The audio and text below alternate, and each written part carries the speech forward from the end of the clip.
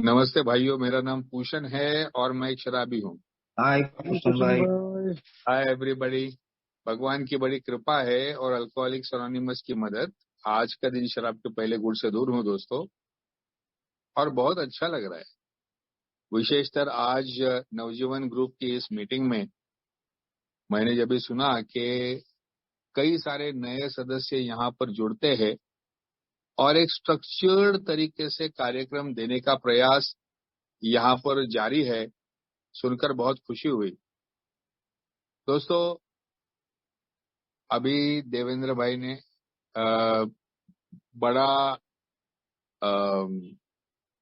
Introduction जैसा मेरा किया और सुनने में तो अच्छा लगा, लेकिन कोई बड़ी बात नहीं है।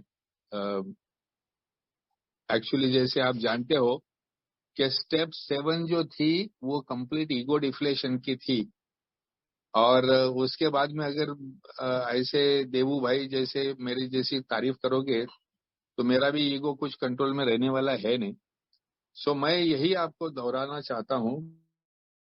अभी मेरे अनुभव आप सुनोगे तो समझ ही जाओगे कि मैं वो व्यक्ति हूँ जिसने कभी दूसरे किसी की कदर नहीं की, जिसने सबसे ज्यादा सिर्फ अपना ही विचार किया, यानी कि जो हमारे यहाँ पर कहते हैं सेल्फ विल रन रायट, यानी अपनी इच्छा से जो भी अपने को समझ में आता है वो करने के लिए कुछ भी करने की तैयारी। इस प्रकार का जीवन मैं जिया था। ऐसा नहीं है कि मेरे कोई संस्कार अच्छे नहीं थे या फैमिली अच्छी नहीं थी। सब कुछ सही था, सब कुछ अच्छा था दोस्तों। लेकिन जब ही शराब से पहचान हुई और शराब की जब भी दोस्ती होने लगी तो मैंने पाया कि शराब सेवन के बाद मेरे में कुछ अद्भुत कॉन्फिडेंस आ जाता है। मैं वो चीजें कर सकता हूं जो मैं बिना पिए कभी सोच भी नहीं सकता था। मैंने हर एक वो काम किया जिसे नैतिकता मेरी मंजूरी नहीं दे रही थी, जो मेरे संस्कार थे, जो मेरे परिवार से आया था, जो मेरे गुरुजनों ने सिखाया था, जिसकी अनुमति मुझे नहीं थी।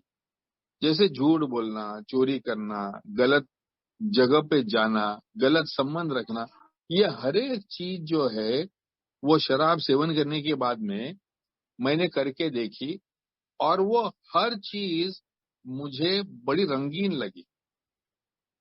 लेकिन दोस्तों, इस चक्कर में हुआ यूं कि मैं अपने सेंसेस के इतना आदी हो गया, यानी हर चीज जो है वो चख के देखनी चाहिए, टच करके देखनी चाहिए, नयन सुख लेना चाहिए, स्मेल, यानी जो भी अपने आदमी के सेंसेस है वो सेंसेस ने मुझे बहका दिया था, क्योंकि हर एक जो सेंस था वो सेंस शराब और हाइटन करती थी।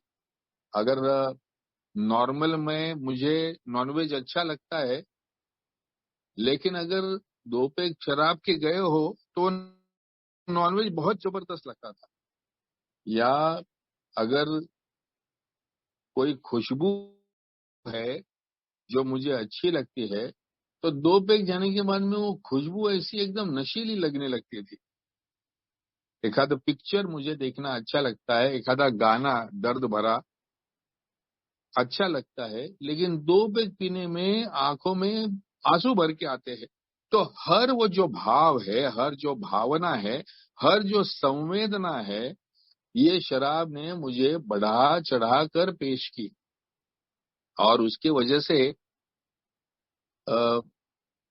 कहते ना, एक रंगीला रतन, यानी living only for the senses. मेरे अगले सेंसरी प्लेजर के लिए मैं कुछ भी करने के लिए तैयार होता था।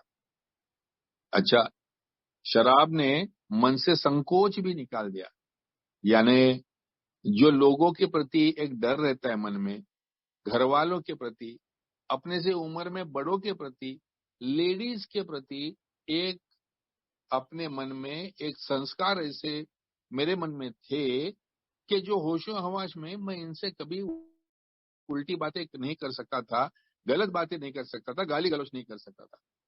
लेकिन शराब पीने के बाद में ये हर चीज करना मुझे ना कि सिर्फ पॉसिबल लगता था, लेकिन जायज भी लगता था। यानी मैंने अगर कोई चीज की है तो उसका पछतावा छोड़ो, उसका जस्टिफिकेशन मैं ज्यादा करता था। अब नेचुरली लगभग मैं 12 साल शराब पिया, उसमें से पहले एक 4-6 साल एकदम कंफर्टेबली पिया होगा या सोशल ड्रिंकिंग किया होगा। लेकिन 6 साल के बाद में जो शराब पिया, वो जो अवस्था थी, वो बहकने वाली ही अवस्था थी। और ये जो बहकना था, वो वो हर एक डायमेंशन में था। यानी अगर मैं देखता हूं कि भावनिक मेरे जो रिश्ते थे, उसमें सबसे ज्यादा मैं बहका हुआ हूं। और नतीजा ये हुआ कि सबसे ज्यादा जो रिश्ते हैं वो मेरे वो पीरियड में खराब हुए।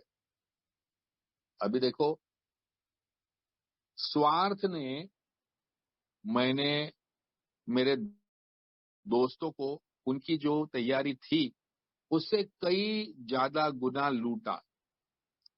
तो मेरे अच्छे दोस्त होने के बावजूद भी वो मुझे टालने लगे। मैंने हमेशा शराब जो एक चीज थी उसको एक प्रेम का दर्जा या एक भगवान का दर्जा दिया, और जो व्यक्ति थे उनको चीजों का दर्जा दिया। यानी मेरे जो दोस्त थे, जरा अमीर दोस्त जिनके जेब में थोड़ा बहुत पैसे हुआ करते थे, मैं उनको व्यक्ति करके नहीं देखता था। वो मैं ये हिसाब से देखता था कि ये मेरी चैन कैसे पूरी कर सकते हैं, इनका मैं लाभ कैसे उठा सकता हूँ। बाकी दोस्तों का छोड़ो, मेरे बाप के प्रति भी मेरे देखने के विचार कुछ ऐसे ही थे। मेरा बाप यानी मेरी बैंक, उनके कपाट, इनकी जो अलमारी थी जिसमें थोड़े बहुत पैसे गहने वगैरह रखा करते थे, उसकी मैं डुप्लीकेट चाबी बनाने इतना बेशर्म हो गया था। और कभी थोड़े बहुत जो घर में पैसे रहते थे, उसमें भी थोड़े थोड़े से पैसे मैं निकालना अपने लिए जायज समझता था। मेरा समर्थन ये था कि मैं कॉलेज के दिनों में जब बाकी सब लोग ढेर सारा पैसा उड़ा रहे और मेरे पास बिल्कुल पैसे नहीं है, तो अगर मेरे बाप को इतनी समझ नहीं है कि मेरे को कितने पैसे की आवश्यकता है, तो मुझे ही अपना इंतजाम करना पड़ेगा।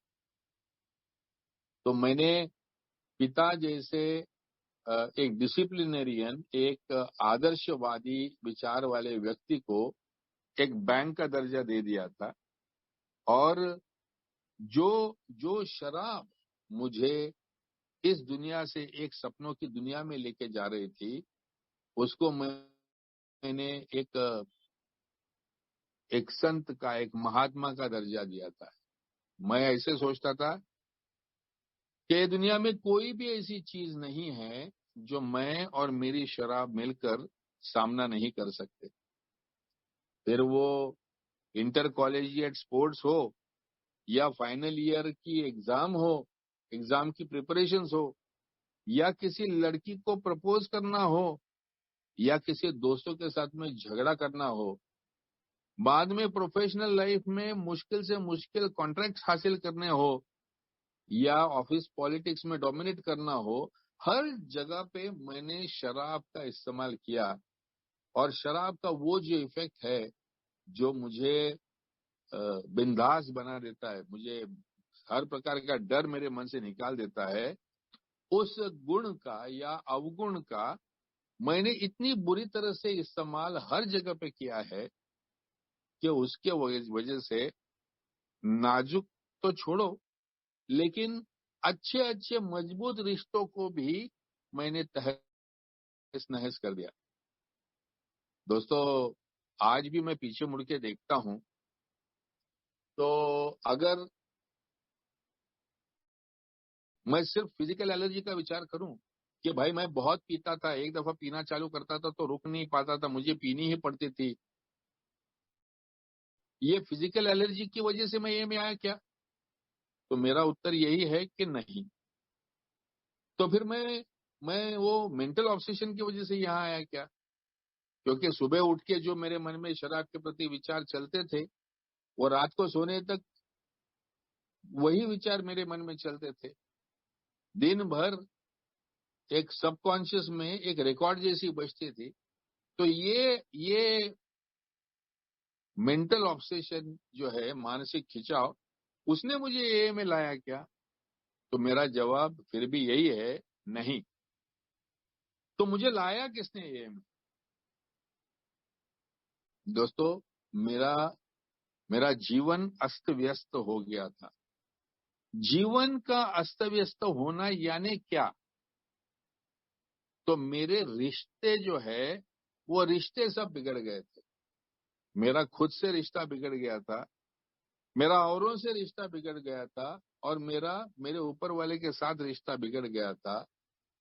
और उसके वजह से मैं लोनली, मतलब ऐसी अवस्था थी अंतिम स्टेजेस में कि मैं जो चीज में से जा रहा हूं, गुजर रहा हूं, ना अपनी बीवी को बता सकता था, ना माँ बाप को समझा सकता था, ना अपने बॉसेस को उसका बहाना बता सकता था, ना अपने दोस्तों को बता सकता था। क्योंकि एग्जैक्टली मुझे क्या हो रहा है ये मैं ही नहीं समझ रहा था। मुझे वो मेरे देसी दारू के अंधेरे कोने वाला जो मेरा जो एक बेंच हुआ करता था, मुझे वही अपना जगह लगता था। यही एक स्थान है जहां मुझे सुकून मिलता है। बाकी सब दुनिया मतलबी है, मैं अकेला अलग हूं, ऐसे विचारों तक मैं सब रिश्तों से टूट चुका था दोस्तों। और एक तरफ अंत दिख रहा था कि इसी तरीके से मैं आगे चलूंगा तो शायद मैं जिंदा नहीं बचूंगा। एक तरफ ये पिक्चर भी दिख रहा था, और दूसरी तरफ मेरी इस अवस्था के लिए मैं अपने आप को नहीं, अपनी बीवी को, अपने बाप को, अपने भाई को, अपनी भाभी को, इन लोगों को जिम्मेदार पकड़ रहा था कि इन लोगों ने मेरे साथ न्याय नहीं किया। शायद आज आप लोग कहोगे कि ये मेरी डिफेंस मैकेनिज्म थी, क्योंकि मैं दोष अपने आप पर लेना नहीं चाहता था। क्योंकि दोष अगर मैं अपने आप की तरफ लेता तो इसका मतलब ये कि मुझे ही कुछ ठीक होने के लिए करना पड़ता, और ठीक होना इसका मतलब शराब बंद करना। और वो एक ही चीज थी जो मैं बिल्कुल करना नहीं चाहता था, क्योंकि मुझे ऐसे लगता था कि मैं अगर किसी सहारे से जी रहा हूं तो वो है सिर्फ शराब। लेकिन दोस्तों, ये जो 5-6 साल थे जिसमें मेरे रिश्ते तहस नहस हो रहे थे, वो कोई ओवरनाइट नहीं हुए। कोई ऐसा नहीं हुआ कि आज झगड़ा हो गया कल खत्म हो गया, ऐसा नहीं हुआ दोस्तों। उसके लिए बहुत सारे ऐसे किस्से हुए। Let us talk. पहले बात करते हैं कि फाइनेंशियल मिसमैनेजमेंट। मेरा दोस्तों, जितना मैं कमाता था, मैं बहुत अच्छी जगह पे नौकरी कर रहा था, बहुत अच्छे पोजीशन पे था, लेकिन जितना मैं कमा रहा था उससे ज्यादा की मैं पी रहा था। और इसके वजह से कर्जे होने लगे थे। इसके वजह से घर में तनाव हो रहे थे। मैं घर में पैसे नहीं दे पा रहा था। मैं और मेरा भाई साथ में रहते थे, और मेरे फैमिली की भी जिम्मेदारी मेरे भाई को ही उठानी पड़ रही थी। उसका भी कोई खास नहीं चल रहा था। तो वो कंटिन्यूअस में तनाव में रहता था, और मुझे कुछ ना कुछ बोलता था।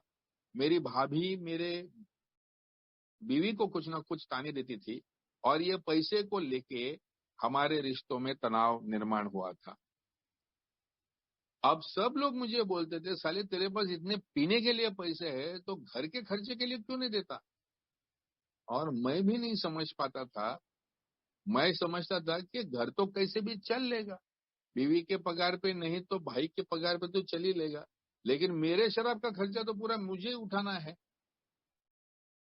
तो मेरा जो ये मतलबीपन था, इसके वजह से, फाइनेंशियल रीजंस की वजह से हमारी, मेरी और मेरे भाई, मेरे भाभी, मेरे बीवी के बारे में तनाव काफी हद तक बढ़ गया था। अब मेरे कोई पैसे पुर नहीं रही है, तो मैं दोस्तों के पास टेम्पररी शॉर्ट टर्म लोन्स मांगता था। मैं अगले महीने देता हूँ, 2 महीने में देता हूँ, 3 महीने में देता हूँ, 6 महीने में देता हूँ, अगले साल भर में तो दे ही दूंगा। यहाँ तक अवस्था जब आने लगी तो लोगों ने, मेरे दोस्तों ने भी टालना शुरू कर दिया।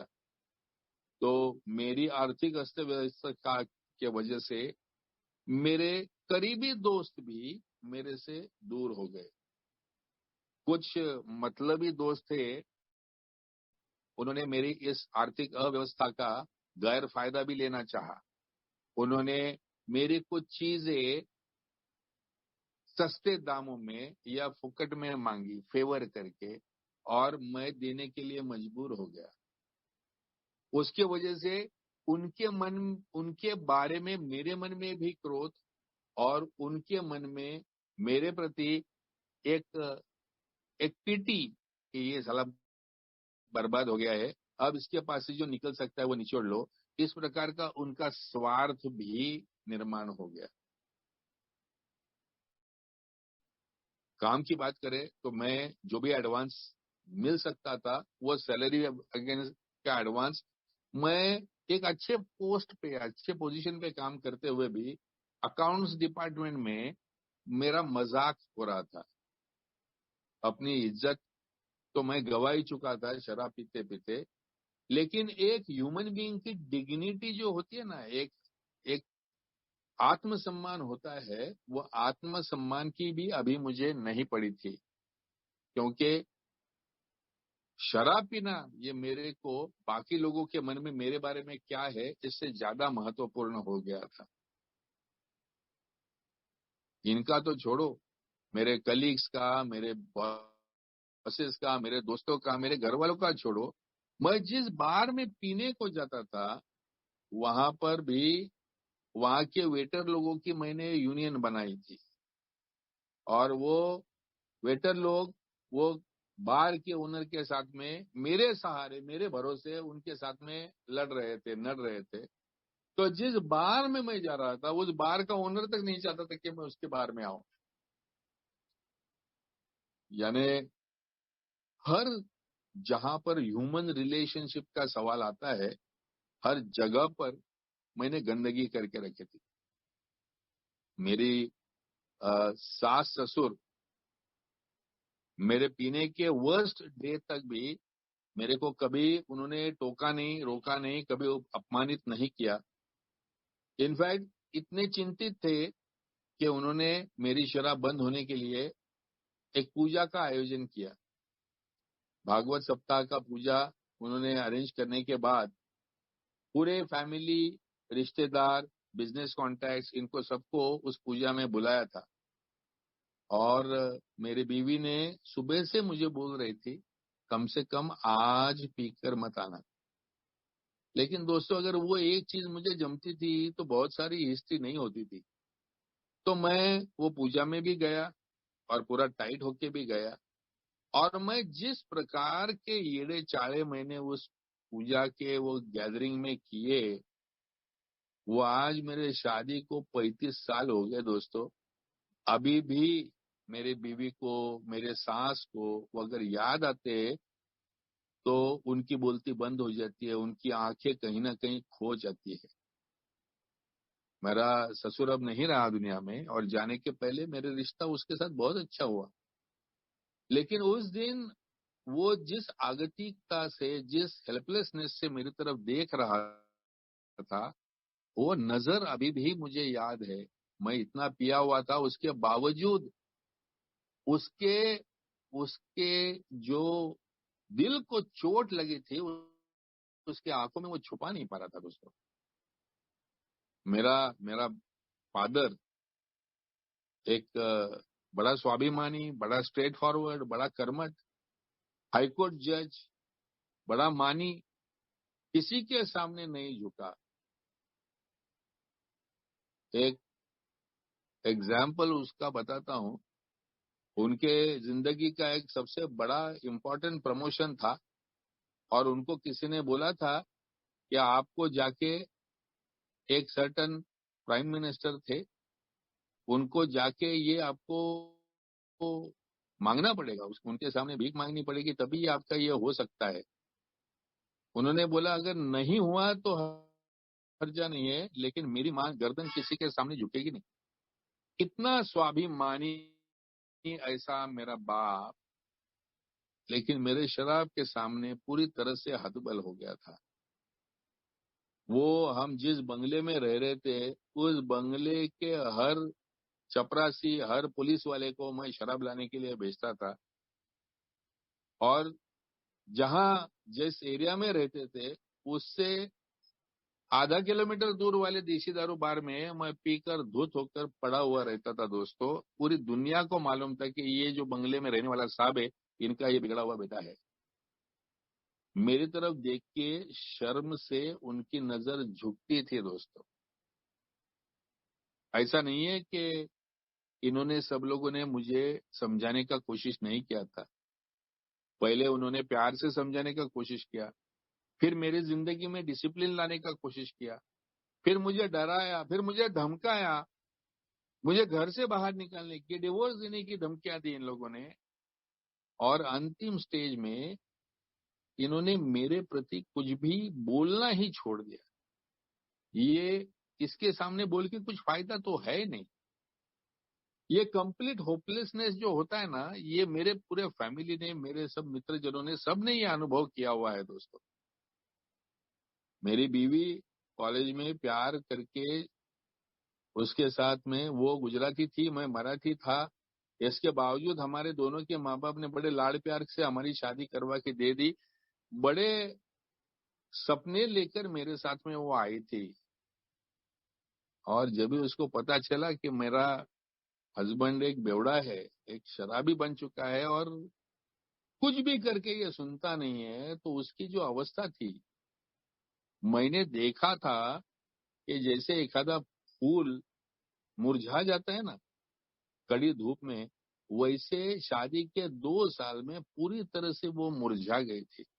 उसकी कॉलेज के चेहरे की वो जो ब्यूटी थी, वो निरागसता थी, जो हंसी थी, वो पूरी तरह से नष्ट होकर अभी वो एक क्रोधित, चिंतित, आंखों के नीचे काली सर्कल्स, वजन कम हुआ हुआ और ऐसी परेशान सी, कम उम्र में बूढ़ी हुई जैसी औरत जैसे लगने लगी थी, सिर्फ शादी के 2-3 साल में। दोस्तों, हर प्रकार का रिश्ता मैंने बिगाड़ दिया। इतना सब करके भी वो शायद सब सह लेती, लेकिन उसके होते हुए हुए ही मेरे साथ झगड़ा कर रही है। इसके लिए मैं बाहर दूसरी लड़कियों के साथ में गुलछर्रे उड़ाने में मशगूल था। शराब पीने के बाद में मुझे बाहर की, मेरे कंपनियों में काम करने वाली, मेरे दोस्त, हर एक लड़की मुझे जरा ज्यादा ही खूबसूरत लगने लगती थी। और मैं गलत सलत संबंधों में घुसते चला गया। यानी एडिंग इंसल्ट टू इंजुरी कहते हैं ना, कि एक तरह से घर में किसी चीज का ठिकाना नहीं है, ऊपर से साला नालायक लॉयल भी नहीं है। इतना नफरत, इतनी खुन्नस भरी निगाहों से मेरी बीवी भी मेरी तरफ देखती थी। उसमें मेरे बेटे का जब भी जन्म हुआ और 4-6 महीने का था, और क्या उसको बच्चे को अकल थी पता नहीं, मैं रात को 1:30-2-2 बजे तक घर पे नहीं आता था। तब तक इसको पालने में डाल के झुलाते रहते थे कि अभी सोएगा, अभी सोएगा, अभी सोएगा। नहीं सोता था वो, इस जैसे इंतजार कर रहा हो। और मैं आता था रात को 1:30-2 बजे, उसकी तरफ देखता था और उसको थोड़ा सा झूला दे देता और वो झट से सो जाता था। और वो देख के मेरी बीवी का ऐसा गुस्सा हो जाती थी वो, कि ये क्या है, तू आदमी है कि हैवान है साले, तेरे को 4-6 महीने के बच्चे का भी परेशानी नहीं दिखता है, तू आदमी है कि क्या है। इस तरीके से सभी प्रकार के रिश्तों को मैंने तहस नहस कर दिया था दोस्तों। ऐसा नहीं है कि मैं ये करना चाहता था। अगर मैं अंदर ही अंदर देखता हूं तो मैं बहुत इमोशनल किस्म का व्यक्ति। मैंने कभी अपनी माँ की आंखों में आंसू देखने के लिए पिया नहीं, कभी अपनी बीवी को परेशान करने के लिए पिया नहीं दोस्तों, कभी अपने ससुर को इंसल्ट करने के हेतु या बाप का नजर झुक जाए इस हेतु मैं कभी नहीं पिया। लेकिन मेरे पीने के बाद में ऐसी करतूतें मेरे से होती थी, और जब ये होता था तो ना ये मेरे, ना ये किसी और के हाथ में था कि वो रिश्ते जो थे वो पूरी तरह से तहस नहस होने लगे। और भगवान के बारे में बात करूं दोस्तों, तो ना ही बात करूं तो बेहतर है, क्योंकि एक सुसंस्कृत ब्राह्मण परिवार में जन्म हुआ। इसके बावजूद मेरे घर में जो देवघर था जहां भगवान की मूर्तियां रखी जाती थी, वहां पर कोलियों के जाले लगे हुए थे, कॉबवेब्स। क्योंकि मैं तो छोड़ो, घर में किसी ने भी पूजा करना छोड़ दिया था, सभी का भगवान के ऊपर का विश्वास उठ गया था। अब ऐसी अवस्था में अलग अलग अलग खोज, 5-6 साल की खोज मेरे पूरे परिवार की कि इसकी शराब कैसे बंद करे। इसका अंत में नतीजा मिल गया। और दोस्तों, मुझे अल्कोहलिक्स एनोनिमस का संदेशा मिल गया। 1 महीना मैं शराब से दूर था और मुझे लगा सब कुछ नॉर्मल हो चुका है अभी, और मुझे कार्यक्रम समझ में आ गया है। सिंपल है, जब भी अपने को पीने की इच्छा होएगी तो अपने बुरे से बुरे अनुभव है वो आके बोल देने के वो इच्छा निकल जाती है। इससे और क्या हो सकता है। और दोस्तों, 1 महीने के बाद में मेरी स्लिप हुई, और वो स्लिप के बाद में लगभग 3 महीने का रिलैप्स का फेज चला, जिसमें जो कुछ बचा कुचा संबंध था वो हर संबंध बर्बाद हो गया। अंत में मुझे उठा के एक रिहैब सेंटर में डाला गया दोस्तों, क्योंकि ये घर में रहने लायक है ही नहीं, अभी समाज में रहने लायक है नहीं। किसी को समाज में कहीं पे मुंह दिखाने की जगह नहीं बची थी, ऐसी अवस्था हो गई। तो उठा के एक रिहैब सेंटर में भर्ती किया गया। अब रिहैब में तो चला गया। ये जो मेरी आदत थी या हर सिचुएशन को मैनिपुलेट करने का, कंट्रोल करने का, अपने फेवर में बना के रखने का, फाइनली उठा के जब ही वो जालियों के बीच में फंस गया, पहले तो बहुत गुस्सा आया मुझे कि ये मैंने क्या करवा लिया अपने जिंदगी का। 10-12 दिन वो गुस्से का रूपांतर बहुत बड़े डर में हुआ कि बाप रे, अभी अंदर तो आ गया, बाहर कभी निकलूंगा, और बाहर निकलूंगा तो क्या होगा मेरे साथ में। फाइनली 1 महीने भर के अंदर कंप्लीट होपलेसनेस। मुझे यकीन हो गया था, मुझे एहसास हो गया था क्या क्या चीजें मैंने की हुई है, और ये चीजें अभी होशो हवास में जब भी मैं सोचने लगा, देखने लगा, तो मुझे रियलाइज हो रहा था कि इन लोगों ने कैसे बर्दाश्त किया होगा मेरे को अभी तक। और अगर किया भी होगा, जब मैं घर में था तब किया, लेकिन अभी मैं उनके जिंदगी में से निकल गया हूं, अब सब सुख की सुकून की जिंदगी जी रहे होंगे। अब वापस तो कोई डेफिनेटली बर्दाश्त नहीं करेगा। अब मुझे यकीन था कि अभी बीवी बच्चे को लेकर मैके चली गई होगी, भाई भी अभी जाने के बाद में घर में लेने का कोई भरोसा नहीं लग रहा था। बाप से तो वैसे ही मैं पिछले 6 महीने से बात नहीं कर रहा था। जॉब 4 महीने में रिहैब में रहने के बाद में कौन सा जॉब मेरा बचने वाला था। दोस्त, हर दोस्त के साथ तो रिश्ता बिगड़ा हुआ था, तो जाने जैसा एक भी रिश्ता मेरे पास बचा नहीं था।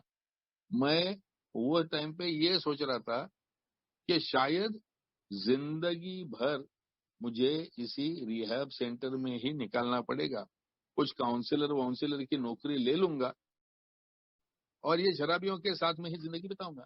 क्योंकि मैं नहीं समझता कि कोई स्कोप है मुझे वापसी का। लेकिन दोस्तों, मुझे वहां पर बहुत अच्छे लोगों का मार्गदर्शन मिला और उन्होंने बोला कि तुझे रिपेंटेंस है क्या, तुझे पछतावा है क्या, तेरा जो हुआ जिंदगी में उसका पछतावा है? आई सेड है।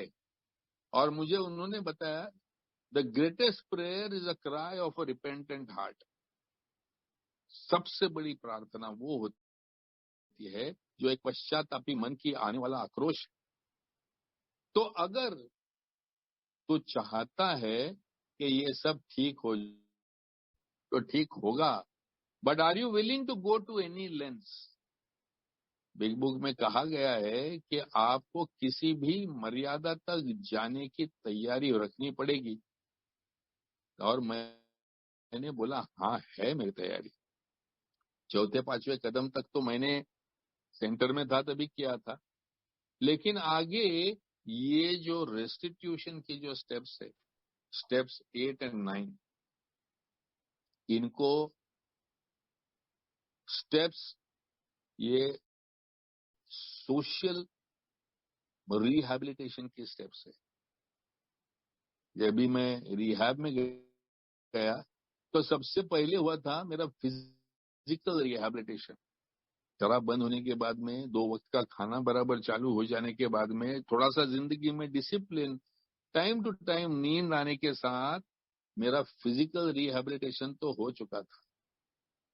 धीरे धीरे धीरे वहां पर ढेर सारी एक की शेयरिंग सुनते, लिटरेचर पढ़ते, मेरे मन में भी ये बदलाव आने लगा था कि शायद मैं पागल नहीं, शायद मैं बुरा नहीं, मैं बीमार इंसान हूं। और ये बीमारी को अगर मैं सही इलाज करता हूं तो शायद मैं बच पाऊंगा। तो स्लोली स्लोली मेंटली भी मेरा रिहैबिलिटेशन शुरू हो गया था दोस्तों। लेकिन इतने सारे अफसोस के साथ, इतने सारे गिल्ट और शेम के साथ दोबारा जिंदगी में आना ये मुश्किल था। और इसीलिए मुझे बताया गया कि स्टेप्स 8 और 9 are steps for social rehabilitation, relationships का रिहैबिलिटेशन। और I was craving for it. मैं चाहता था तहे दिल से कि मैं करूं, मैं वो बदलाव अपने आप में लाऊं और सभी लोग मुझे माफ कर दे। मेरी जो गलतियां हुई है उसका मुझे अफसोस है, मुझे वो सब लोग माफ कर दे। और मुझे बताया कि ये अभी का जो टप्पा है, ये 3 फेजेस में होने वाला है। सबसे पहले तो तुझे अपने ही पास्ट में झांककर, अपने ही गरेबा में झांककर देखना पड़ेगा और जहां जहां पर तेरी गलतियां हैं उनको तुझे नोट डाउन करना पड़ेगा। फिर दूसरा टप्पा आएगा, vigorous attempts to repair the damage. पहले डैमेज कहां पर हुआ है, कैसा हुआ है, कितना हुआ है, उसका एक सर्चिंग, एक लिस्ट बनाना है। और उसके बाद में एक रिगरस अटेम्प्ट, रिगरस यानी एक पूरी मन की तैयारी के साथ में प्रयास करना है इसे ठीक करने का। और तीसरा, नॉर्मलसी आने के बाद में ये सब लोगों के साथ जिनसे बिगड़ा हुआ था उनके साथ में सबसे खूबसूरत एक नया रिश्ता कैसे बनाया जा सकता है, उसके लिए तैयारी करना। सो आई रियलाइज्ड ये जो सोशल रिहैबिलिटेशन वाला जो बिजनेस है, जो 5-6 साल से तहस नहस हुआ है, उसको ठीक करना अगर है तो ये कोई 2 दिन, 4 दिन, 6 दिन की बात नहीं, ये बड़ी लंबी प्रोसेस होने वाली है। And I started getting ready for it. पहले ही मुझे बताया गया था कि पहले तो तू स्टेप 8 और स्टेप 9 को साथ में पढ़ ही मत। मैं बोला क्यों? बोला अगर तेरे को स्टेप 9 में क्या करने का है वो पता चला तो तू स्टेप 8 करने में ही चोरी लबाड़ी करेगा। मतलब बोलता है क्योंकि 9वीं पायरी कहती है मेड डायरेक्ट अमेंड्स, जाके तेरे को नुकसान भरपाई करनी है।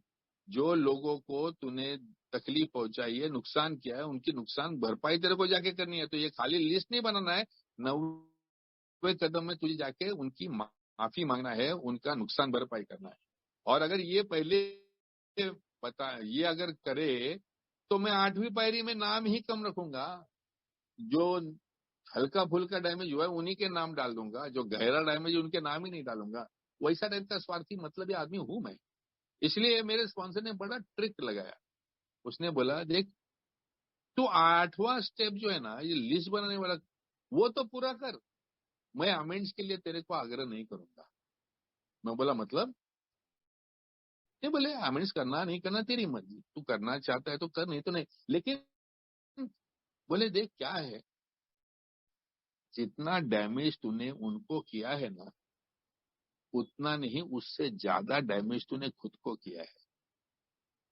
मैं बोला वो कैसे? बोले देख तू ही बोलता है ना कि तूने कभी किसी को तकलीफ देने के लिए नहीं किया, तू तेरी गरज से अटका हुआ था और उसके वजह से उनको तकलीफ हुई। ऐसा नहीं कि तू जानबूझ के किसको फंसाना चाहता था, चीट करना चाहता था, झूठ बोलना चाहता था, चोरी चकारी करना चाहता था। ये जानबूझ के तो नहीं करना चाहता था, बिल्कुल सही। लेकिन ये सब चीजें तुझे करनी पड़ी and you will have to live with it. अभी वो चोर के साथ, वो झूठे इंसान के साथ, वो मक्कार के साथ में तुझे रहना है। वो लोगों का तो नुकसान हो गया, वो भूल भी गए होंगे, लेकिन you will have to live with this person. तो अगर तुझे वो बीमार व्यक्ति के साथ में रहना नहीं है तो तुझे अपने लिए ये काम करना पड़ेगा। अपने आप के ऊपर इलाज करने के लिए you owe it to yourself. ये तुम्हारा कर्ज है अपने आप के लिए। मैं बोला ये कैसा कर्ज? तो मुझे बताया कि अगर तुझे दोबारा जिंदगी में गिल्ट फ्री, शेम फ्री, एक टाइट कॉलर के साथ में जिंदगी में जीना सीखना है, तो ये जो पुरानी दलदल है, ये पुराना जो कीचड़ है, इसको साफ तो करना पड़ेगा ना।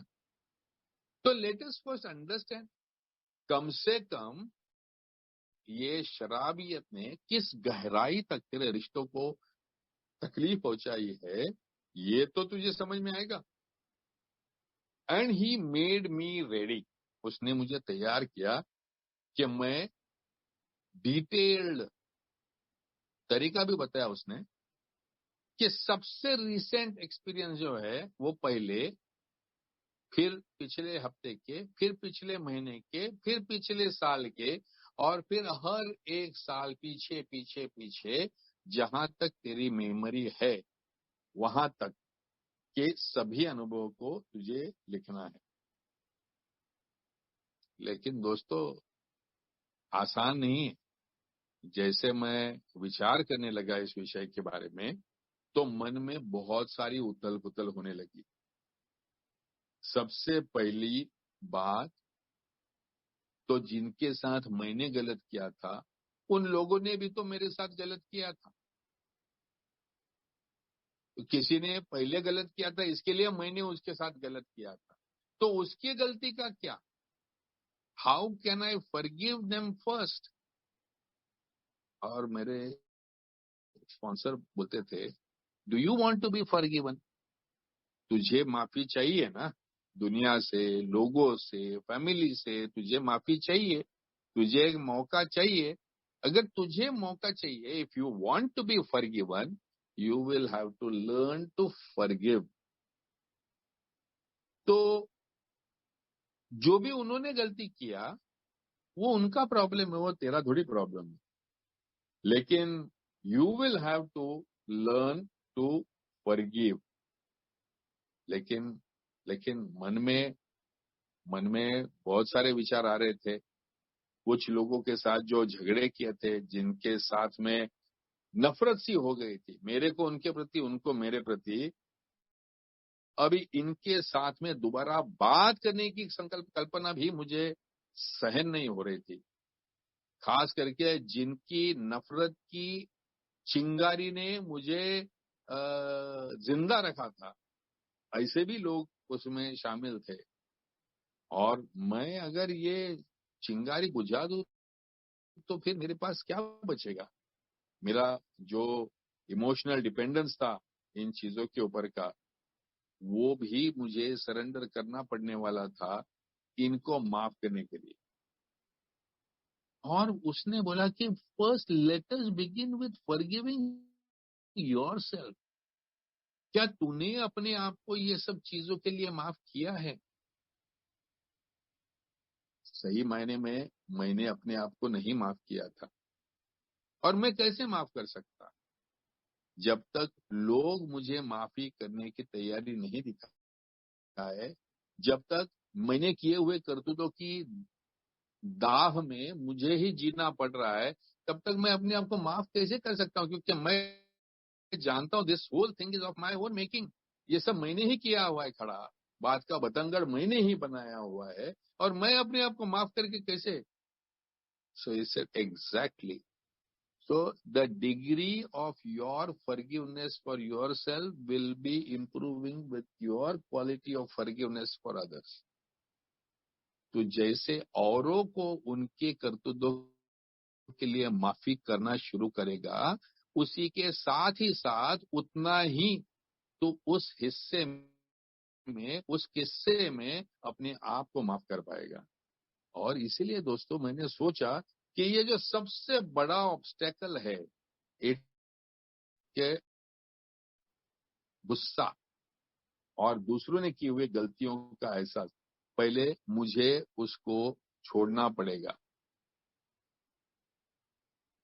दूसरी, मुझे ऐसा लगता था कि मैंने ज्यादा गलत मेरे को किया है, अपने आप को किया है। मैंने ज्यादा से ज्यादा नुकसान खुद का करवा के लिया। मैंने लोगों का क्या नुकसान किया है? मैं नौकरी पे नहीं गया, मेरे हाथ में पैसे कम आए, मेरे को मुश्किलों का सामना करना पड़ा, मेरे ही रिश्ते खराब हुए, मेरे को ही घर में मुश्किलें हुई, मेरा खाना पीना बंद, शराब की वजह से बंद हुआ था। तो सबसे ज्यादा नुकसान तो मैंने अपने आप को किया।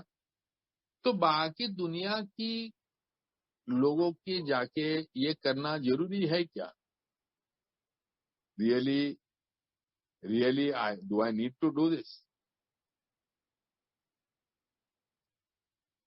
मुझे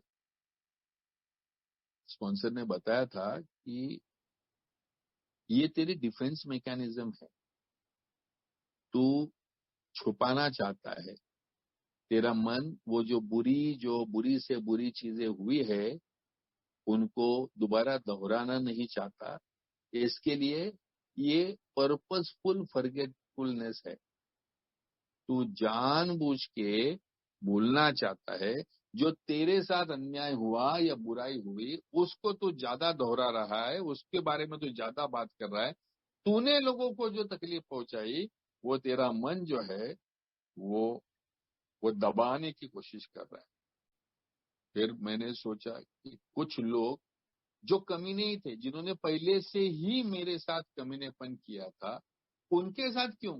इन लोगों ने मेरे साथ पॉलिटिक्स किया था, इन लोगों ने मेरे को बाहर रखने की कोशिश की थी, इन लोगों ने मेरे को गिराने का या मेरा गलत फायदा लेने का फायदा किया था, इसलिए मैं, तो इनका क्या? Again same thing, this whole thing is about my recovery. दुनिया में विकृति के साथ रहने वाले बहुत से लोग हैं। इनफैक्ट हर एक व्यक्ति में किसी न किसी प्रकार की विकृति तो होगी, लेकिन मेरे साथ आने के बाद में उनकी विकृतियां भी ज्यादा बाहर आ गई। मेरे वो दोस्त जो आमतौर पर एक साधारण जीवन जी रहे थे, जब मेरे साथ पीने को बैठते तो मेरे जैसी उटपटांग चीजें कर लेते। मेरी वजह से उनके अंदर का भी जो राक्षस है वो जिंदा हो जाता था। और जो लोग पहले से ही जिनमें दोष ज्यादा थे या पहले से ही जो ज्यादा सेल्फिश थे, तो ऐसे लोग तो रहने वाले ही है। But that still does not excuse me, मेरे जो गलत व्यवहार हुए हाथों से, उससे मैं नहीं बच सकता। तो ये जो ऑब्स्टेकल्स है जो मेरे मन में आएंगे कि मैंने ये इनके नाम लेने की जरूरत नहीं है, तो नहीं, पूरा एग्जॉस्टिव लिस्ट मुझे बनाना है। उसमें से किसको कैसा कब अमेंड्स करना नहीं करना ये अलग बात है, लेकिन ये सब लोगों ने बिल डब्ल्यू 12 स्टेप्स के 12 सैल्यूटेशंस के किताब के 8वें कदम में कहता है कि जब ही हम लोग ये कार्य शुरू करते हैं, whenever we begin this work, तो I am doing this because the emotional harm done to myself is far greater than the harm I have done to others. इसकी वजह से शायद मेरी पर्सनैलिटी भी वॉर्प हुई है। आज जो मैं जैसा हूं, शायद मैं औरतों से ठीक से बात नहीं कर पा रहा होगा, या शायद मैं उठ के 4 लोगों के सामने बात करने की क्षमता खो दिया होगा, या अपने ही रिश्तेदारों के गेट टुगेदर में मुझे आज भी जाने की इच्छा नहीं हो रही होगी। ये सब जो मेरे पर्सनालिटी में जो बदलाव आए हैं, इसके पीछे प्रोबेबली अनरिजॉल्व रिलेशनशिप इश्यूज है। और सबसे बड़ी राहत मुझे ये लिस्ट बनाने में मिलने वाली है, और I will get a deep insight. BW कहते हैं कि मुझे अपने ही खुद के बारे में और लोगों के बर्ताव के बारे में एक बड़ा गहरा ज्ञान प्राप्त हो जाएगा। और फिर जब ही लिस्ट बनाने का सवाल आया, तो सवाल ये आया कि किस किस प्रकार से मैंने लोगों का नुकसान किया है। अगर सबसे पहले देखता हूं, और जो सबसे कैजुअल भी है शायद, तो है फिजिकल हार्म। फिजिकल हार्म यानी दोस्तों के बीच में हुए झगड़े, मारामारी, या लेन देन के इश्यूज। मुझे याद है, मेरा बहुत अच्छा दोस्त था कॉलेज में, और हम दोनों साथ में पढ़ते थे। वो एक बड़े फिल्म प्रोड्यूसर का बेटा था, और उसके जेब में पूरे ऐसे नोटों के बंडल हुआ करते थे। एक दिन वो मेरे यहाँ पर पढ़ने को मेरे घर में आया था, और वो जो बेड पे हम लोग बैठे थे, वो जब भी घाई घाई में निकल गया, तो उसके जेब में से एक नोटों का बंडल उधर ही पड़ा रहा। पहला ख्याल मेरे मन में आया था, उसको वो पैसा रिटर्न करो। और फिर मेरे मन में ख्याल आया, अरे इतने पैसे में तो मैं 2 महीने पी सकता हूँ यार। और वो तो मोबाइल के जमाने नहीं थे, फोना फोनी के भी जमाना नहीं था। अगले दिन कॉलेज में मिला तो वो बड़ा एंक्शियस था। अरे यार कुशन यार, तेरा कल बैठे थे, तेरे को मैंने कुछ जेब में से कुछ गिरा था क्या? बोला नहीं, क्या गिरा? बोला नहीं, कुछ पैसे वैसे गिरे थे क्या? बोला नहीं, मैं तो वही बेड पे सोया, मैंने कुछ पैसे वैसे देखे नहीं। मैंने वो पैसे हजम कर लिए दोस्तों। वो मैंने की हुई पहली चोरी, वो दोस्त का जो भरोसा तोड़ा, उसकी चोरी की, वो चोरी के पैसे से जो भी मैं महीना 2 महीना शराब पिया होगा, ना वो शराब ने मुझे सुख दिया, वो दोस्त को भी शायद समझ में आया, वो दोस्त ने भी मेरे साथ संबंध नहीं रखा। इतना ही नहीं, आज भी इतने सालों के बाद में मैं पीछे मुड़ के देखता हूँ कि कुछ जो अमेंड्स मैं कर नहीं पाया, उनमें से वो एक अमेंड्स थी जो इजीली हो सकती थी, लेकिन मेरे मतलब ने वो टाइम पे करने नहीं दी। बाद में वो लड़का अमेरिका चला गया, कुछ कांटेक्ट नहीं हुआ, कुछ संबंध ही नहीं बचा उस व्यक्ति के साथ। ना उसने वापस मेरा मुंह देखा, ना मैंने उसका मुंह देखा, और अंत में जिंदगी भर के लिए उसने मेरे को चोर ठहराया। उसने ठहराया या नहीं मालूम नहीं, उसने शायद ये भी सोचा होगा कि कहीं गिर गया होगा, लेकिन मैंने अपने आप को चोट साबित कर लिया दोस्तों। So these are the kind of physical damages, शारीरिक रूप से, आर्थिक रूप से हम जो नुकसानी करते हैं। फिर दूसरा जो डैमेजेस है वो मानसिक डैमेजेस। लोगों की मेरे पास से जो अपेक्षाएं हैं, वो अपेक्षाओं का भंग। लोगों के मैंने क्या करना चाहिए, क्या नहीं करना चाहिए। मैं एक अच्छे करियर पे था, मेरा करियर का ग्राफ पूरी तरह से तहस नहस हो गया। मैं जा कहाँ रहा था और पढ़ा कहाँ हुआ था। मेरी मेंटल फैकल्टीज, जो मेरी क्षमता थी मानसिक, क्या करने की क्षमता थी और मैं कर क्या रहा था, मेरे क्या प्रकार के दोस्त होने चाहिए थे और मैं किस प्रकार के लोगों के साथ में उठबैठ कर रहा था। और ये लोगों की जो मेरे से उम्मीदें थी, जो अपेक्षा थी, उनको पूरी तरह से डैमेज मैंने किया। Emotional damages. जो लोगों ने मुझे प्यार किया, अपनाना चाहा, समझाना चाहा, मेरे लिए सैक्रिफाइसेस किए, उनके सैक्रिफाइसेस का बदला मैंने सिर्फ अपना मतलब पूरा करके ही दिया। और उस वजह से कई सारे मेरे दोस्त, मेरी फैमिली, मेरी बीवी, मेरे सास ससुर, मेरे माँ बाप, amazing emotional damage and spiritual damage. एक अच्छे घर का सुसंस्कृत बच्चा, लेकिन चोर, झूठा, मतलबी, ये मैंने अपने आप को प्रूव कर दिया। लोग तो बोलते भी नहीं थे, ये उनकी डिसेंसी थी कि उन्होंने मेरे ऊपर ऐसे आरोप नहीं किए, लेकिन मेरा सोल, मेरी आत्मा मुझे बता रही थी कि you are nothing but a common thief. कुछ नहीं है तेरे में, कोई मॉरल स्टैंड, कोई एथिक्स तेरे में नहीं बचे हुए हैं।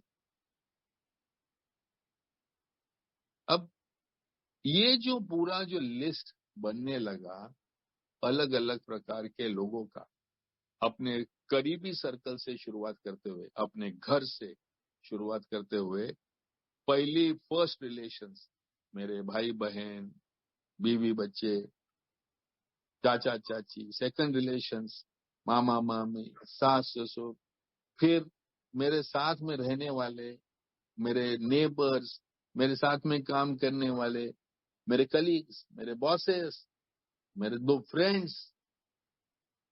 ये ओवर अ पीरियड ऑफ, जैसा मैं पीछे पीछे पीछे जाने लगा, ये लिस्ट थोड़ी सी लंबी होने लगी, क्योंकि हर एक व्यक्ति के हर एक खोए हुए रिश्ते में मुझे मेरा रोल दिखने ही लगा। जो भी व्यक्ति आज मेरे कांटेक्ट में नहीं है, संपर्क में नहीं है, उसके लिए मैं ही जिम्मेदार हूं, ये मुझे दिखने लगा दोस्तों। और उसमें से मुझे जो जो सेवंथ स्टेप में हम लोग कहते हैं ना कि अपना मतलबी, self centred, extreme self centredness की वजह से जो मेरा जो एरोगेंस था, और वो सेवन स्टेप में जब ह्यूमिलिटी से दोबारा पहचान होती है, तो अभी मन भी तैयार था, मन ओपन माइंडेड भी था, स्वीकार करने के लिए भी तैयार था। और अभी अपना रोल मुझे ज्यादा प्रोनाउंस्ड दिखने लगा। बिल डब्ल्यू कहते हैं कि ये लिस्ट आपकी तो बन गई, लेकिन 9 स्टेप में जब भी आप शुरुआत करते हो तो एकदम से झट करके खुद ही मत मारो। आई रिमेम्बर, बहुत साल पहले की बात है, रिवाइवर ग्रुप की एक मीटिंग में ऐसे ही 9 स्टेप के ऊपर मैं शेयरिंग कर रहा था, और मैं बता रहा था शेयरिंग में कि कैसे मेरे एक्स्ट्रा मैरिटल रिलेशन की वजह से मैंने अपने घर की शांतता को भंग कर दिया था, और कैसे फाइनली जब भी मैंने खुला होकर उसके बारे में बात की, तकलीफ हुई, लेकिन फिर उसमें से हल निकला। वो जो गढ़ुड़ पानी था वो बह जाने के बाद में एक क्लियर वाटर दोबारा फ्लो होने लगा, और एक रिश्ता new founded on friendship and love ये बना सका। और वहां पर बैठे थे एक हमारे नए सदस्य जिनका इसी प्रकार का कुछ रिश्ता था, और वो प्रेरित हो गए, और उस दिन उन्होंने जाके घर पे जाके बीवी को बैठ के बोला, रुक बैठ, मैं तेरे को तो कुछ बोलना चाहता हूं। और उन्होंने पूरा बोल दिया, और उसकी वजह से बड़ा बड़ा लफड़ा हुआ, बिकॉज ये पूरी तैयारी के साथ में नहीं किया गया। मुझे भी याद है, मैं फर्स्ट अमेंड्स में करना चाहता था वो मेरे बॉस के साथ में, क्योंकि मेरी नौकरी ऑलमोस्ट गई थी और मैं वो नौकरी को बचाना चाहता था। और मैं फॉरगिवनेस इसलिए नहीं चाहता था कि वो आदमी की मुझे कीमत थी, या वो प्रिंसिपल ऑफ अमेंड्स मुझे पालना था। नहीं दोस्तों, मैं मतलब से अमेंड्स करने गया था, ताकि वो समझे कि अभी मैं कितने अच्छे कार्यक्रम पे हूँ, मुझे माफ कर दे, और मुझे मुझे पूरी मेरे सम्मान के साथ में नौकरी प्राप्त हो। लेकिन नहीं दोस्तों, वो आदमी ने मुझे झिड़क दिया। वो बोलता है, ये सब तेरा नाटक ठीक है, दोबारा अगर पी के आया ना तो गांड पे लात मार के भगा दूंगा। और मेरा इंसल्ट हो गया दोस्त। मैं गया था ये सोच के कि मुझे माफी मिलेगी, मैं गया था ये सोच के कि मेरी इज्जत बढ़ेगी, मेरी बीमारी सबको समझ में आएगी, और हुआ भलता ही। उसने तो मेरी इज्जत निकाल के मुझे रवाना कर दिया। सो इसीलिए दोस्तों, ये लिस्ट बन गई, इसका मतलब ये नहीं कि आपको लाइसेंस मिल गया कि अभी धड़ाधड़ निकलो और अमेंड्स करना शुरू करो। तो सबसे पहले 9 स्टेप के लिए अपनी एक मन की अवस्था बनानी होती है। स्टेप बोलती है, made direct amends to such people wherever possible, except when to do so would injure them or others. BW कहता है, a tranquil mind is the first requisite for good judgment. Judgement ये क्या लफड़ा है? 4 conditions बताई है 9वां कदम करने के लिए। 4 मन की अवस्था होनी जरूरी है। सबसे पहले है गुड जजमेंट, यानी क्या करना है, कब करना है, कैसे करना है, उसके प्रति एक अंदाजा। दूसरा है टाइमिंग, यानी उठ के कभी भी उठ गए और कुछ भी कर दिया, ऐसे नहीं, हर चीज के लिए उसका प्रॉपरली समय लेना पड़ेगा। तीसरा चीज जरूरी है करेज, हिम्मत, ये करने के लिए बड़ी हिम्मत लगने वाली है। और चौथा प्रूडेंस, यानी विजडम या सयानापन। तो ये 4 चीजें लगने वाली है। तो सबसे पहले, do I have a tranquil mind? मेरे मन में अगर टर्बुलेंस है, मन में उथल पुथल हो रही है, मैं ये करूँ कि वो करूँ, इसको पटाऊँ उसको पटाऊँ, पहले जॉब के पहले पैसा के पहले क्या करूँ कि, अगर इस प्रकार का अनस्टेडी अगर आपका माइंड है तो आप अमेंड्स करने के लिए तैयार नहीं हो। सबसे पहले याद रखना है कि 6th एंड 7th स्टेप के बाद में 8 एंड 9 आता है, पहले नहीं। इसके लिए पहले मेरी ह्यूमिलिटी, पहले मेरा कैरेक्टर डिफेक्ट्स, फिर मेरा बाकी किसी के साथ में बात करना, मेरी स्पॉन्सरशिप, मुझे औरों का मार्गदर्शन, फिर मेरे बचे कुछ डिफेक्ट्स के ऊपर काम करना, और उसमें से अपने स्वार्थ का पता चलना, और अभी ईश्वर की कृपा और मेरे अंदर की ह्यूमिलिटी, ये दोनों की सहायता से मन को मैं शांत बना चुका हूँ, सेरीन बना चुका हूँ। वो अवस्था है जहां पर मैं अमेंड्स के बारे में सोचने के लिए तैयार हूँ। अगर वो नहीं है तो मैं अमेंड्स के लिए तैयार ही नहीं हूँ। जल्दबाजी बिल्कुल ना करें। बिल डब्ल्यू कहता है, अमेंड्स तो आपको उसी दिन से शुरू हो जाती है जिस दिन से आप इस कार्यक्रम में आते हो। और शराब पीना बंद कर देते हो।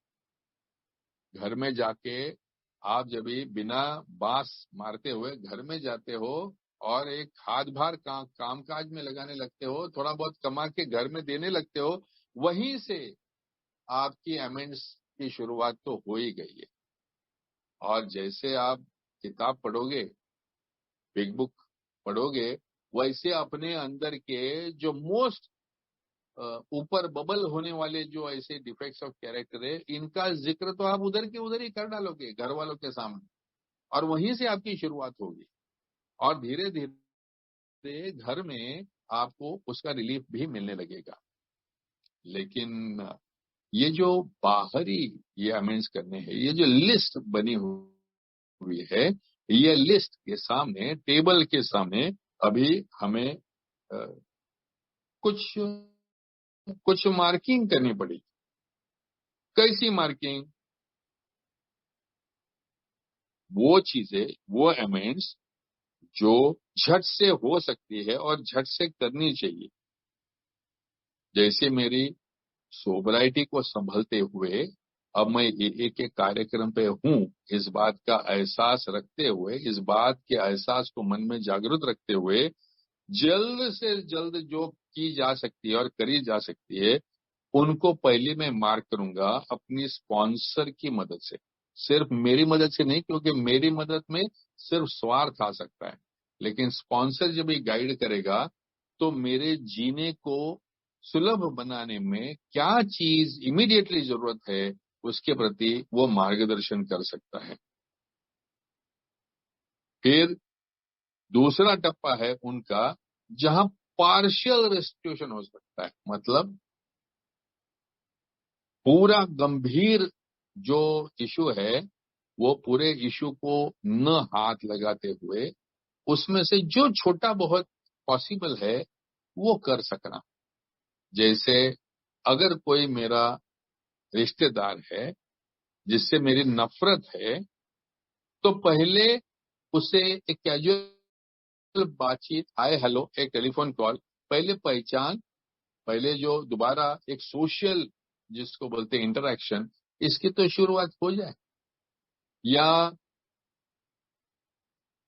अगर मैंने किसी को बड़ा नुकसान किया हुआ है, अब मैं उसको थोड़े से, जो आज मेरी क्षमता होगी, 500 1000 दे के एटलीस्ट शुरुआत तो कर दूं कि भाई मेरा इरादा नेक है, मैं करना चाहता हूं।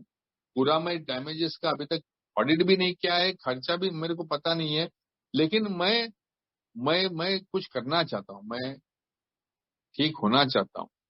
वहां पर भी बिलडब्ल्यू कहते हैं कि पहले गो एंड टॉक अबाउट ये सब जो लोग हैं जिनकी अमेंड्स आप करने जा रहे हो, उनको पहले ए के बारे में बताओ। ए क्या है, इसकी आप कैसे मदद ले रहे हो, ये क्या है 12 पाए का कार्यक्रम जो आप लेने का कोशिश कर रहा हो, और उसका ये 8 और 9वां जो कदम है रेस्टिट्यूशन का, मेकिंग अमेंड्स का, ये कदम क्या है, इसके बारे में आप पहले उनके साथ बात करो। अगर वो आपके साथ में अ, आपके विचार और उनके विचार जब भी एक दूसरे के साथ में मैच होते हैं, टैली होते हैं, फिर धीरे धीरे सब्जेक्ट खोलो और तुमने की हुई गलतियां जो है उसकी तरफ मुड़ो। फिर तीसरी जो है वो एक्शंस टू बी डिफर्ड, यानी अभी मेरी मन की तैयारी नहीं है, मेरे मन की, मेरी सोबराइटी की इतनी मजबूती नहीं है कि ये अमेंड्स मैं इमीडिएटली कर सकता हूं, इनको मुझे आगे ढकेलना पड़ेगा। सो कुछ जो अभी नहीं, आगे देखते हैं, ये स्पॉन्सर की मदद से जो मुश्किल वाली है उनको हम लोग थोड़ा सा आगे ढकेल सकते हैं। और चौथी जो हो ही नहीं सकती है, जैसे मैंने अगर किसी का नुकसान किया है और वो व्यक्ति आज इस पृथ्वी पे है ही नहीं, उनका देहांत हो चुका है, या जैसे मैंने कहा मेरा दोस्त अमेरिका में चला गया और कहाँ गया पता नहीं है, वो जमाना ना फेसबुक का था, ना मोबाइल फोन्स का था, ना कुछ नहीं था, कांटेक्ट नहीं तो नहीं। तो कुछ लोग जो है वो तुम्हारे जीवन में से गुल हो जाते हैं, और कुछ ऐसी भी एमेंट्स जो करने से अगर दूसरे का नुकसान होने वाला है तो वो हमने अवॉइड करनी चाहिए। BW कहते हैं कि खुद के मन की शांतता प्राप्त करने के लिए दूसरे का मन स्वास्थ्य बिगाड़ने का अधिकार आपको किसी ने नहीं दिया है। तो अगर वो मैं अमेंड्स करने जाऊं जिसकी वजह से जिससे अमेंड करना है उसको या उसके किसी संबंधी व्यक्ति को नुकसान पहुंचने की संभावना है तो वो भी अमेंड्स मैं करने की टालता हूं। तो ये अभी जो पूरी लिस्ट है उनको ये 4 टुकड़े में डाल दिया, अभी के अभी, कुछ बाद में, कुछ पार्शियली थोड़ा थोड़ा टुकड़े में करने वाले और जो कभी नहीं हो सकने वाले, ऐसे 4 में उसको करता हूं। और शुरुआत कैसे करें या अमेंड्स की शुरुआत कैसे करें? तो in the beginning with general admission, मैंने आपके साथ गलत किया, मेरा बर्ताव ठीक नहीं था, मैं जिस प्रकार से आपके साथ में पेश आया वो गलत था और मुझे उसका अफसोस है। सो अभी तक तो मैं डिनायल में था या डिफायंस में था, तू गलत था इसलिए मैंने तेरे साथ ऐसे किया। अभी मैं तेरे गलती के बारे में जिक्र न करते हुए सिर्फ मैंने जो किया वो कैसे गलत था उसके ऊपर फोकस करता हूं।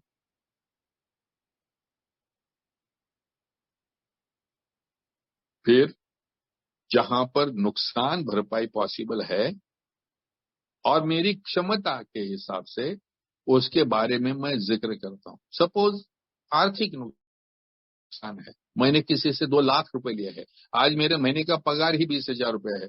अब मैं 2 लाख रुपए साथ में दे नहीं सकता हूँ, घर के खर्चे वगैरह चलाने के बाद में जो कुछ भी बचेगा उसी में से दे सकता हूँ। तो मैं उसको ये तो बोल ही सकता हूँ कि भाई 5,000 रुपए महीने के हिसाब से मैं आपके पैसे लौटाना चाहता हूँ। तो अगर मैं रेस्टिट्यूशन करने वाला हूँ तो मेरे पास प्लान भी चाहिए। उसको जाके मैं ये नहीं बोल सकता आप ही बताओ मैं कैसे दूं, फिर वो बोलेगा कर्जा ले और दे मेरे पैसे। अब वो एक कर्जा चुकता करने के लिए दूसरा कर्जा लेना पड़ेगा, तो फिर वही मैं दलदल में फंसा रहूंगा। सो मेरे पास एक प्लान भी होना चाहिए कि मैं इस हद तक ये कर सकता हूँ। BW कहते हैं कि आपके सामने कुछ ऐसे भी चैलेंजेस आएंगे कि पीने के टाइम पे आपने कंपनी से पैसा ढापा होगा, झूठे मूठे हिसाब डाले होंगे, उसका पैसा लिया होगा, ये भी तो चोरी है, इसकी भी तो अमेंड्स करनी है। तो ये अमेंड्स करनी या नहीं करनी? कहते हैं कि एक बात की सूझबूझ हमेशा रखनी चाहिए। अगर मैं ऐसी अमेंड्स करने को जाऊं जिसके वजह से शायद कुछ डिसिप्लिनरी एक्शन हो या पुलिस एक्शन हो जिसकी वजह से मेरी नौकरी चली जाए, मेरी सिक्योरिटी निकल जाए, तो सिर्फ मेरा सवाल नहीं है, मेरी पूरी फैमिली का सवाल है। ये मेरी एक अमेंड्स करने से अगर मेरी बीवी बच्चे अगर रास्ते पे आने वाले हैं तो ये अमेंड्स से मेरे को शांतता मिलने से ज्यादा परेशानी मिलने वाली है। सो यहाँ पर सूझबूझ की आवश्यकता है। बट इसका मतलब ये नहीं कि मैं डरपोक बन के किसी भी अमेंड करने को तैयार नहीं हूं ऐसे ही बोलता रहूं। इसके पीछे जो तत्व दिया है कि अभी मुझे लोगों की भावनाओं की समझ आ चुकी है, लोगों का जो भी मैंने नुकसान किया है उसका एहसास हो चुका है, उसका मुझे पश्चाताप भी है और मैं तहे दिल से इसे ठीक करना चाहता हूं। With a lot of respect, मैं पूरे प्रेम और आदर के साथ में ये नुकसान भरपाई करना चाहता हूं, जिससे ना कि सिर्फ पुराने जख्म को भरा जाए बल्कि इसके आगे की जिंदगी में इस व्यक्ति के साथ में मेरा दोबारा एक गहरा रिश्ता बन सके। जैसा मैंने गलत करने के पहले एक निर्मल, एक प्रेम भरा हमारे बीच में रिश्ता था, वैसा या उससे भी बेहतर रिश्ता शायद मैं बना सकूं। ये मेरा उद्दिष्ट होना चाहिए, और ये उद्दिष्ट पूरा करने में मैं सातत्य से भगवान की मदद, अपने स्पॉन्सर की मदद, और जैसे कहा कि धाड़स, धैर्य, समझदारी,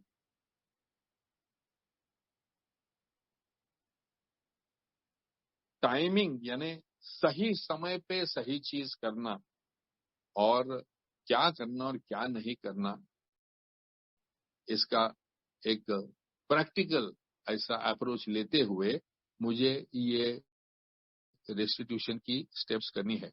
ये मुझे सोशल रिहैबिलिटेशन की मेरी स्टेप्स है।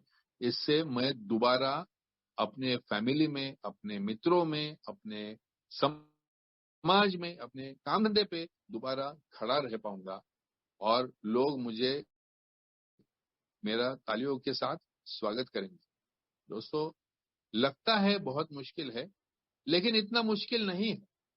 मैं ये बताना चाहूंगा कि जो सास ससुर के साथ में मेरा रिश्ता बिल्कुल टेढ़ा हो गया था, मेरे ससुर जब भी गुजर गए तो उनके अंतिम क्षणों में उनका जितना भी हो सके उतना साथ, उनकी सेवा मैं कर सका। और हमारा उन्होंने मुझे एक बेटे का दर्जा दे दिया। आज भी मेरी सास है, वो मेरे को जमाई कम और बेटा ज्यादा मानती है। मेरे माँ बाप, जो मेरे सोबराइटी के लगभग 9 साल तक ये क्या चीजें देखने को नहीं आए थे, इतनी रिजेंटमेंट जहां थी, वो अंतिम दिनों में उनको ना कि मेरे बारे में खोया हुआ वो प्यार, वो सम्मान, लेकिन उनके दिल में एक ये फख्र था कि हमारे बेटे ने ना कि सिर्फ अपने आप को बचाया है, लेकिन वो अभी सैकड़ों लोगों की मदद भी कर रहा है। बड़े अभिमान के साथ में मेरे फादर सबको बोलते थे, आपके बेटे को शराब की प्रॉब्लम है, अरे तो फिर भूषण को बोलो ना, मेरे बेटे को बोलो, वो डेफिनेटली मदद करेगा। जो बीवी जिसके साथ में डिवोर्स की बातें चल रही थी, वो उसी के साथ में आज 34-35 साल से मैं बड़ी खुशी के साथ में बड़ा आनंद भरा जीवन जी सक रहा हूं। दोस्तों, जितना सुख मैंने उसको दिया, उससे 10 गुना सुख शायद उसने मुझे दिया। जितनी मैंने माफी मांगी, उससे शायद 10 गुना माफी उसने ज्यादा दे दी। वो पहले से ही प्यार कर रहे थे, और जब मेरा सुधरा हुआ आवृत्ति उसने पाया तो उसको और भी प्यार करने लायक इंसान भी मिला। दोस्तों, मैं ये कहूंगा, ये जो 2 कदम है, इन्होंने मुझे मेरी आंखों में दोबारा खड़ा कर दिया। क्योंकि जो मैं अपनी नजर में गिर चुका था, एक बुरा इंसान, एक झूठा इंसान, वो आज मैं अपनी आप की तरफ जब भी आईने में देखता हूं तो मुझे अच्छा लगता है कि भगवान ने दिए हुए इस रास्ते पर अपनी सत विवेक बुद्धि को लेकर हो सके उतनी सच्चाई और हो सके उतनी शांतता से, उतनी प्रेम से मैं मेरे सभी संबंधी, फैमिली, समाज, सबके साथ में एक अच्छा जीवन जी रहा हूं, और अच्छा चल रहा है। दोस्तों, आज मुझे आप सब लोगों ने बोलने का मौका दिया, बहुत बहुत धन्यवाद। मैं आई होप मैं मेरे 8वें और 9वें कदम के इस शेयरिंग को न्याय दे सका। दोस्तों, जो मेरे दोस्त है जो बिग बुक के सहारे 8वां और 9वां कदम लिखने की शुरुआत करते हैं, मैं डेफिनेटली आपको रिक्वेस्ट करूंगा कि 12 स्टेप 12 ट्रेडिशन में से भी आप 8वां और 9वां कदम पढ़िए। एक एक लाइन को लेके आपके स्पॉन्सर के साथ में बैठिए, क्योंकि वो हर एक लाइन में तजुर्बा है, वो हर एक लाइन में एहसास है। बिल डब्ल्यू की जो राइटिंग की खूबसूरती है, उसको आपका जो मजा आएगा ये स्टेप करने में, जो हिम्मत बढ़ेगी, वो लाजवाब है। Thank you very much for having me here.